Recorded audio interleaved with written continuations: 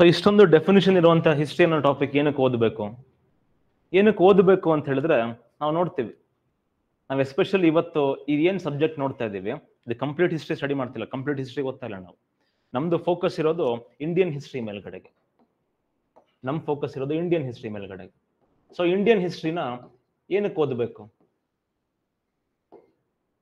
Indian history ಏನಕ್ಕೆ ಓದಬೇಕು ಅಂತ ಹೇಳಿದ್ರೆ, ನಮ್ಮ ಕಲ್ಚರ್ ಆಗಿರ್ಬೋದು ಅಥವಾ ಇಂಡಿಯನ್ ಸಿವಿಲೈಸೇಷನ್ ಅಂತ ಏನ್ ಕರಿತೀವಿ, ಇಂಡಿಯನ್ ಸಿವಿಲೈಸೇಷನ್ ಬಹಳ ಡೈವರ್ಸ್ ಆಗಿರೋದನ್ನ ನೋಡ್ತೀವಿ ನಾವು.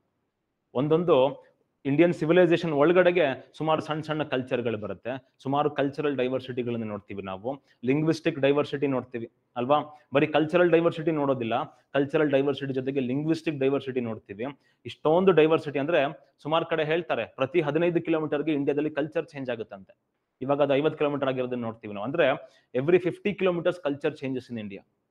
ಸೊ ಇಷ್ಟೊಂದು ಡೈವರ್ಸಿಟಿ ಇರುವಂತಹ ದೇಶದಲ್ಲಿ ಒಂದು ಕಾಮನ್ ಥ್ರೆಡ್ ಇರೋದನ್ನ ನೋಡ್ತೀವಿ ನಾವು ಅಲ್ವಾ. ಇಷ್ಟೊಂದು ಡೈವರ್ಸಿಟಿ ಇದೆ, ಲಿಂಗ್ವಿಸ್ಟಿಕ್ ಡೈವರ್ಸಿಟಿ ಇದೆ, ಕಾಸ್ಟ್ ಡೈವರ್ಸಿಟಿ ಇದೆ, ವರ್ಣ ಡೈವರ್ಸಿಟಿ ಇದೆ, ಕಲ್ಚರಲ್ ಡೈವರ್ಸಿಟಿ ಇದೆ, ನಾವು ಕನ್ಸ್ಯೂಮ್ ಮಾಡುವಂತ ಫುಡ್ ನಲ್ಲಿ ಡೈವರ್ಸಿಟಿ ಇದೆ, ಯಾವ ತರ ಬಟ್ಟೆ ಹಾಕ್ತಾ ಇದ್ವಿ ಆ ತರ ಬಟ್ಟೆಯಲ್ಲಿ ಡೈವರ್ಸಿಟಿ ಇರೋದನ್ನ ನೋಡ್ತೀವಿ ನಾವು ಅಲ್ವಾ.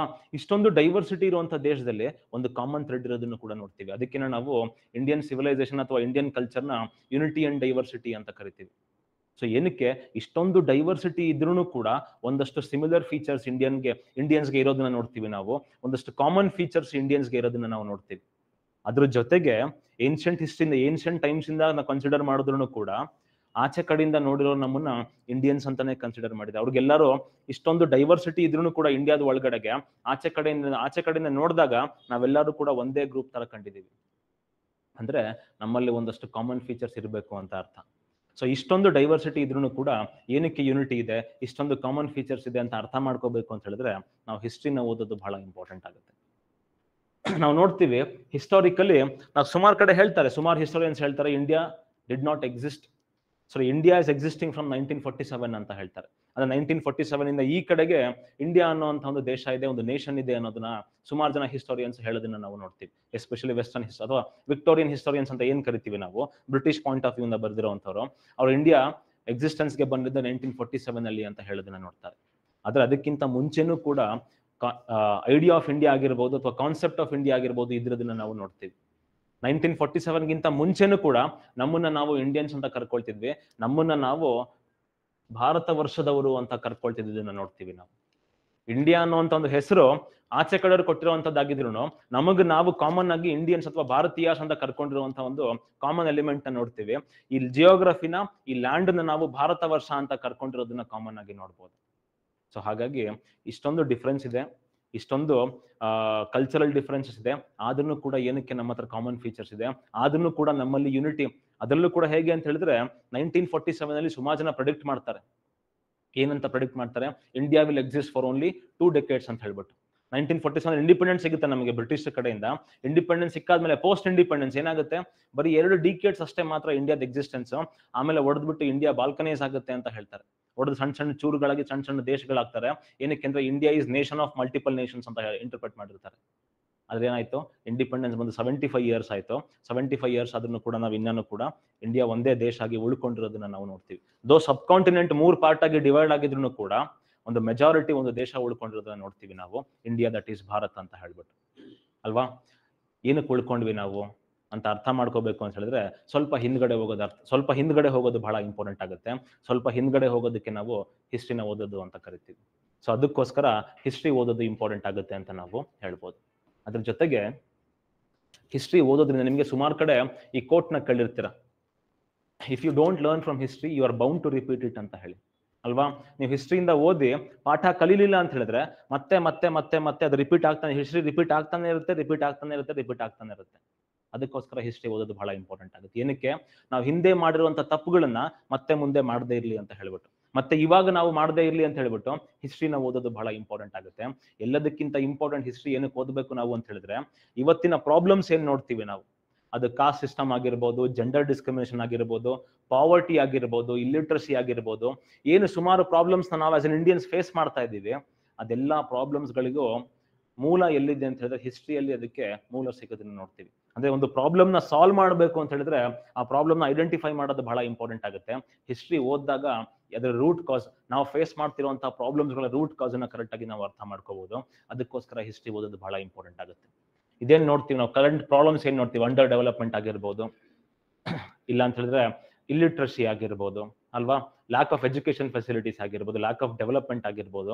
ಇದೆಲ್ಲದಕ್ಕೂ ಏನ್ ರೀಸನ್ ಇದೆ, ಏನಕ್ಕೆ ಅಂದ್ರೆ ಅದಕ್ಕಿಂತ ಮುಂಚೆ 200 ವರ್ಷ ಬ್ರಿಟಿಷ್ ನಮ್ಮನ್ನ ಆಳಿದ್ರು ಅನ್ನೋದಕ್ಕಿಂತನೂ ಕೂಡ ಅವ್ರ ಅನುಕೂಲಕ್ಕೋಸ್ಕರ ಇಂಡಿಯಾನ ರೂಲ್ ಮಾಡ್ತಾ ಇದ್ರು ಅಂತ ನಾವು ಹೇಳ್ಬೋದು. ಸೊ ಹಾಗಾಗಿ ಇವತ್ತಿನ ಸುಮಾರು ಪ್ರಾಬ್ಲಮ್ಸ್ ಗಳನ್ನ ನಾವು ಫೇಸ್ ಮಾಡ್ತಾ ಇದ್ದೀವಿ. ಇವತ್ತಿನ ಪ್ರಾಬ್ಲಮ್ಸ್ ಏನಕ್ಕೆ ಫೇಸ್ ಮಾಡ್ತಾ ಇದೀವಿ ಅಂತ ಹೇಳಿದ್ರೆ, ಒಂದು ಪಾಯಿಂಟ್ ಆಫ್ ಟೈಮ್ ಅಲ್ಲಿ ಅದರ ಆರಿಜಿನ್ ಇತ್ತು, ಅದಕ್ಕೋಸ್ಕರ ನಾವು ಪ್ರಾಬ್ಲಮ್ಸ್ ನ ಫೇಸ್ ಮಾಡ್ತಾ ಇದ್ದೀವಿ. ಅದು ಬರೀ ಡೆವಲಪ್ಮೆಂಟ್ ನ ಪಾಯಿಂಟ್ ಆಫ್ ವ್ಯೂ ಅಲ್ಲ, ಅದು ಸೊಸೈಟಲ್ ಪ್ರಾಬ್ಲಮ್ಸ್ ನ ಪಾಯಿಂಟ್ ಆಫ್ ವ್ಯೂ ಅಲ್ಲೂ ಕೂಡ ಹಾಗೇನೆ. ಆರ್ಟಿಕಲ್ 14 ನಮ್ಗೆ ಈಕ್ವಾಲಿಟಿನ ಗ್ಯಾರಂಟಿ ಮಾಡಿದ್ರು ಕೂಡ ನಮ್ಮ ಒಳಗಡೆ ನಾವೇನ್ ಮಾಡ್ಕೊಂಡಿದೀವಿ, ಡಿವಿಷನ್ಸ್ ನ ಕ್ರಿಯೇಟ್ ಮಾಡ್ಕೊಂಡಿದೀವಿ. ಅದು ರಿಲಿಜಿಯಸ್ ಡಿಫ್ರೆನ್ಸ್ ಆಗಿರ್ಬೋದು, ರಿಲಿಜನ್ ನ ಒಳಗಡೆ ಇರುವಂತಹ ಕಾಸ್ಟ್ ಡಿಫ್ರೆನ್ಸ್ ಆಗಿರ್ಬೋದು.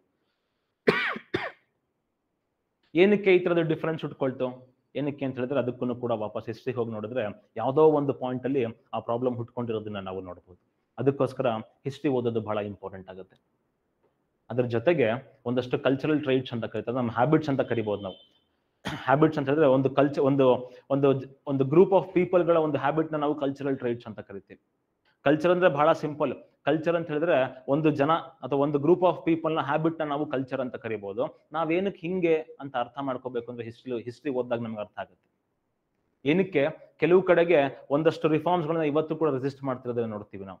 ಎಷ್ಟೋ ಕಡೆ ಕರ್ನಾಟಕದಲ್ಲಿ ಎಷ್ಟೋ ಕಡೆ ತಾಂಡೆಗಳು ಬರುತ್ತೆ, ಆ ತಾಂಡೆಗಳು ಇನ್ನೂ ಕೂಡ ಮೆನ್ಚರಿಂಗ್ ವುಮೆನ್ ಊರಿಂದ ಆಚೆ ಇಡೋದನ್ನ ನಾವು ನೋಡ್ತೀವಿ ಪ್ರಾಕ್ಟೀಸಸ್ ಗಳನ್ನ.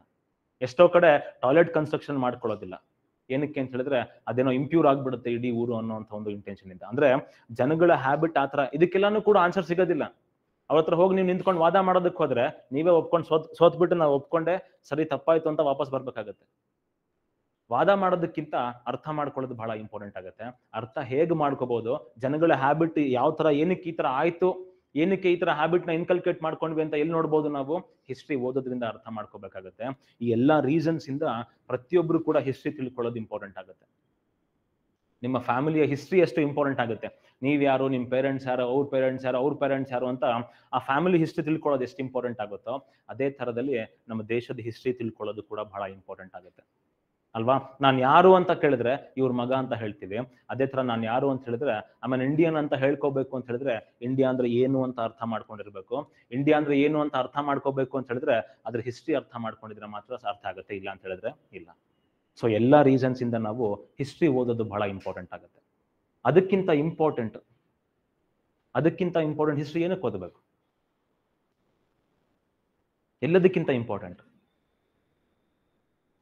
ಎಲ್ಲ ರೀಸನ್ಸ್ಗಿಂತ ಇಂಪಾರ್ಟೆಂಟ್ ಏನಕ್ಕೆ ಓದ್ಬೇಕು ಹಿಸ್ಟ್ರಿನ? ಏನಕ್ಕೆ ಸ್ಕೂಲಲ್ಲಿ ಏನಕ್ಕೆ ಓದಿದ್ರಿ ಹಿಸ್ಟ್ರಿ ನೀವು? ಕರೆಕ್ಟ್. ಹಿಸ್ಟ್ರಿ ಏನಕ್ಕೆ ಓದ್ಬೇಕಂತ ಹೇಳಿದ್ರೆ ಎಕ್ಸಾಮ್ ನ ಕ್ಲಿಯರ್ ಮಾಡ್ಬೇಕಲ್ವಾ ನೀವು, ಅಲ್ವಾ? ಹಿಸ್ಟ್ರಿ ಏನಕ್ಕೆ ಓದ್ತೀರಾ ನೀವು ಅಂತ ಹೇಳಿದ್ರೆ, ಸರಿ ಇದೆಲ್ಲ ಹೇಳ್ದಾಗ ಸೊ ಸರಿ ನಾನು ಹಿಸ್ಟ್ರಿ PhD ಮಾಡ್ಬಿಡ್ಬೇಕು ಅಂತನಾ? ಇಲ್ಲ.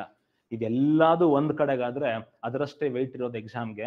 ಸೊ ಹಿಸ್ಟ್ರಿ ಏನಕ್ಕೆ ಓದಬೇಕು ಅಂತ ಹೇಳಿದ್ರೆ ಎಕ್ಸಾಮ್ ಅಲ್ಲಿ 10-15 ಕ್ವಶನ್ ಕಂಪಲ್ಸರಿ ಬಂದೇ ಬರುತ್ತೆ. UPSC ಅಲ್ಲಿ, KPSC ಗೆ ಹೋದ್ರೆ 20 ಕ್ವಶನ್ ಕಂಪಲ್ಸರಿ ಬಂದೇ ಬರುತ್ತೆ. ಆ 20 ಕ್ವಶನ್ ಅಲ್ಲಿ ನೀವು ಒಳಗಿರ್ತಿರೋ ನೀವು ಆಚೆ ಇರ್ತಿರೋ ಅಂತ ಡಿಸಿಷನ್ ತಗೊಳ್ಬೇಕಾಗತ್ತೆ. ಅದಕ್ಕೋಸ್ಕರ ಎಕ್ಸಾಮ್ ನ ಕ್ಲಿಯರ್ ಮಾಡೋದಕ್ಕೋಸ್ಕರ ಹಿಸ್ಟ್ರಿ ಓದ್ಬೇಕಾಗತ್ತೆ.